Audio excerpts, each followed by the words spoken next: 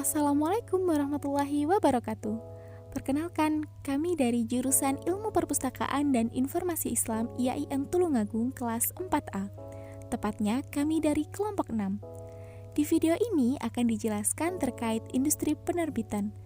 Disimak baik-baik ya teman-teman, jangan sampai ada yang kelewatan. Oke teman-teman, sebelumnya kita akan membahas terkait definisi dari industri penerbitan. Industri sendiri menurut Kamus Besar Bahasa Indonesia merupakan kegiatan memproses atau mengolah barang dengan menggunakan sarana dan peralatan, misalnya mesin.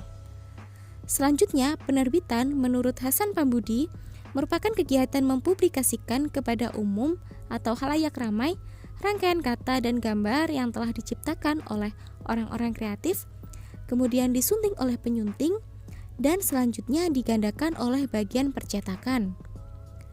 Jadi, dapat ditarik kesimpulan bahwa industri penerbitan merupakan sebuah rangkaian kegiatan mengolah suatu teks atau karya untuk kemudian diterbitkan ke dalam sebuah buku atau bentuk lainnya dengan menggunakan sarana percetakan.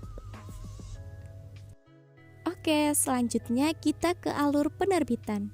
Nah, singkatnya alur penerbitan sebuah buku itu sebagai berikut. Yang pertama, penulis harus menyiapkan naskah. Pada tahap ini, penulis haruslah sudah menyiapkan naskah yang ingin diterbitkan, kemudian diserahkan kepada penerbit yang sudah penulis pilih sebelumnya. Selanjutnya yaitu tahap editing. Dalam tahap ini, naskah yang telah diserahkan kepada penerbit akan dicek kembali kesesuaiannya. Jika kualitas naskah tidak memuaskan, maka naskah akan dikembalikan kepada penulis untuk direvisi. Namun, jika naskah sudah sesuai dan memuaskan, maka naskah tersebut akan masuk ke dalam tahap produksi. Dalam tahap ini, naskah yang sudah layak akan didaftarkan ISBN-nya. Lalu, penerbit akan menata layout dari naskah serta membuat cover yang sesuai dengan isi naskah.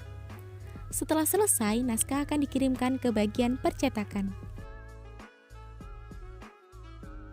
Pada tahap ini, naskah yang sudah diterima oleh bagian percetakan akan dicetak dengan menggunakan bahan yang telah disepakati sebelumnya oleh penulis dan penerbit. Setelah semuanya tercetak, akan dilakukan quality control guna meminimalisir adanya kecacatan dalam percetakan. Setelah lolos quality control, maka buku akan siap dipasarkan. Nah, setelah buku tercetak, tahap terakhir sebelum buku sampai ke tangan pembaca adalah pemasaran atau distribusi. Pada tahap ini, buku akan diberikan kepada pihak yang sudah bekerja sama dengan penerbit untuk dipasarkan kepada masyarakat umum. Pada tahap ini pula, biasanya penerbit akan membantu mempublikasikan buku tersebut baik secara online maupun offline. Setelah mengetahui alur dari penerbitan, penulis hendaknya juga mengetahui jenis-jenis penerbit buku. Hal ini bertujuan agar penulis tidak salah sasaran ketika memilih penerbit buku untuk menerbitkan karyanya. Nah, berikut ini akan dijelaskan beberapa jenis penerbit buku yang ada di dalam dunia penerbitan. Yang pertama ada penerbit tradisional. Penerbit ini merupakan penerbit gaya lama, yang mana biasanya mereka memiliki percetakan sendiri atau memiliki anak perusahaan atau kemitraan dengan perusahaan percetakan. Nah, penerbit tradisional ini hanya menghasilkan uang jika buku dari penulis terjual saja. Lalu kelebihan dari penerbit ini adalah penulis akan menerima uang muka atas buku yang diterbitkannya. Selain itu, penulis juga tidak perlu membayar apapun untuk menerbitkan bukunya.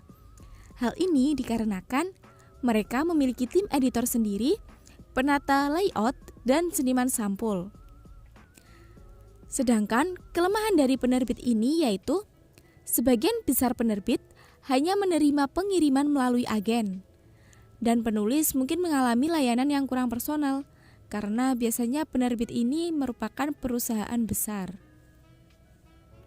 Yang kedua ada penerbit indie. Penerbit jenis ini biasanya menerapkan sistem print on demand, di mana mereka hanya akan mencetak buku sesuai dengan pesanan yang diterima. Penerbit indie biasanya tidak menawarkan uang muka kepada penulis karena penerbit jenis ini hanya menghasilkan uang jika buku penulis terjual.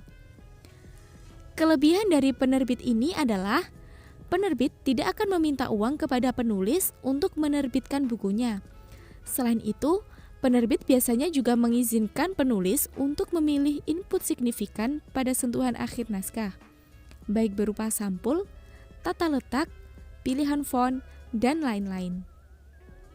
Sedangkan kelemahan dari penerbit jenis ini adalah mereka kemungkinan akan memiliki anggaran pemasaran yang lebih kecil daripada jenis penerbit besar, perusahaan, dan tradisional.